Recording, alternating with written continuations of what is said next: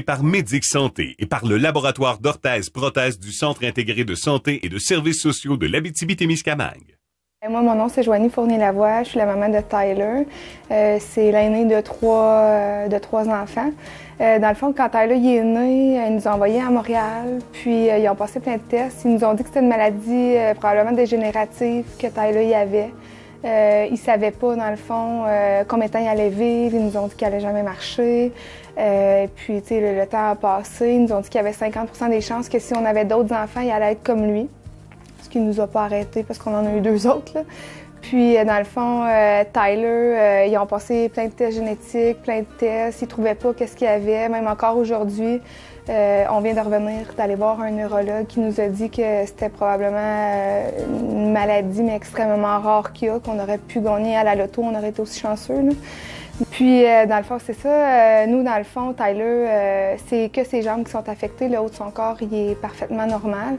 Tyler, dans le fond, tous les sports, c'était toujours un échec par-dessus un échec. Puis, à un moment donné, il y a une de mes amies qui m'a parlé de François Alain, du hockey-luge. Fait que là, Tyler, ça n'allait pas bien à l'école, ça n'allait pas bien les sports. Fait que là, il était comme, dans une mauvaise phase. Fait que j'ai contacté François. 2 jours après, il est venu ici, à Palmarol.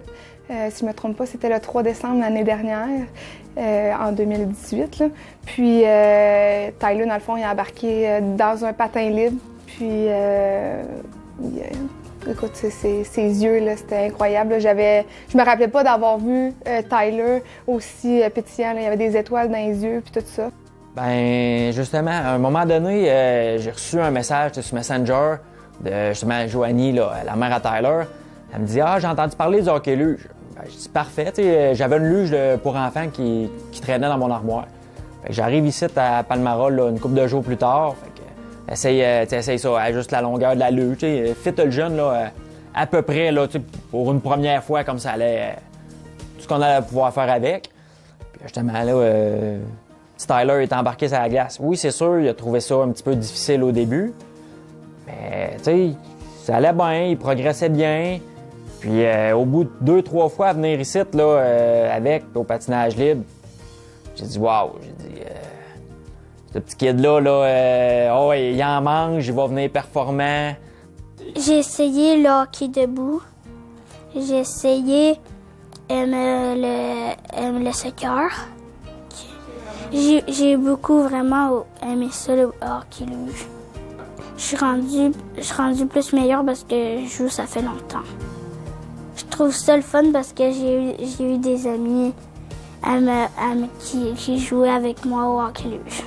J'ai découvert le hockey-luge l'an passé avec François Alain qui organise un festival de hockey-luge. Donc, j'avais été invité là, puis j'ai tellement aimé ça que je me suis mis à jouer toutes les semaines. Puis, à peu près dans le même temps, Tyler a découvert le hockey-luge. Donc, j'ai rencontré Tyler à l'aréna avec ses parents. Puis, c'est en voyant le bonheur que l'activité amenait à Tyler que sa mère disait que ce serait intéressant qu'il puisse jouer avec d'autres gens. Donc, c'est là que naturellement, on s'est dit, quelques personnes autour de Tyler et de ses parents, que ce serait intéressant qu'on forme un comité pour essayer de partir une équipe, d'avoir des pratiques, puis de rendre ça disponible aux jeunes. François, il nous a dit est-ce que vous voulez que je vous laisse la luge? Parce qu'en fait, c'était la seule luge pour enfants qu'il y avait. Mais là, dans le fond, nous, c'est sûr que c'était la luge de François, on voulait pas vraiment la prendre. Fait qu'on a pensé à la ressource, faire une demande à la ressource pour voir si eux pourraient payer la luge pour Tyler. Dans le fond, une luge, c'est environ 800 $. Puis dans le fond, celle de Tyler est un petit peu plus dispendieuse que ça. Puis de là est parti en disant que Tyler ne pouvait pas jouer tout seul. Fait qu'on a comme mis sur pied le programme de hockey-luge avec toutes les personnes qu'on a monté le projet. Puis là, la ressource puis l'Alphat, ils ont payé les 10 premières luges pour nous donner un coup de main. Donc, quand est venue l'idée de former un comité, on a réuni des personnes, dont les parents de Tyler, François Alain, qui est notre spécialiste, qui est déjà impliqué grandement dans l'hockey-luge.